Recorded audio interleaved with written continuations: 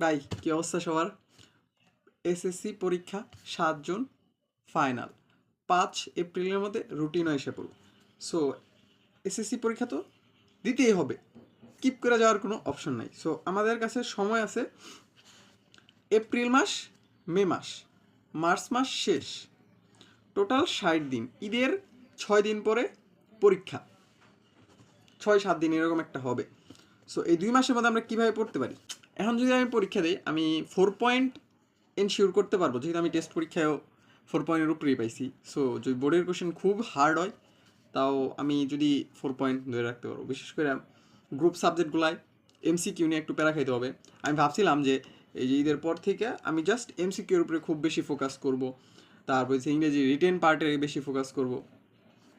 এটা আমার এপ্রিল মাসে টার্গেট ছিল, বাট প্ল্যানটা একটু ঘুরে আনতে হবে, যেহেতু 15 দিনের আমি এখন নেক্সট টার্গেট নিছি যে এপ্রিল মাসের 15 দিনের মধ্যে গ্রুপ সাবজেক্ট যে 4টা আছে, সাথে আইসিটি 5টা, এইগুলার এমসিকিউ একদম অনুশীলনী টেস্ট পেপার তো বের হয়ে গেছে, আমি এখনও টেস্ট পেপার কিনে আমি টেস্ট পেপার কিনে অনুশীলনী এমসিকিউ, টেস্ট পেপারের এমসিকিউ, বোর্ডের এমসিকিউ 18 সাল থেকে 2025 সাল পর্যন্ত যত এমসিকিউ আছে সব পড়ে শেষ করব।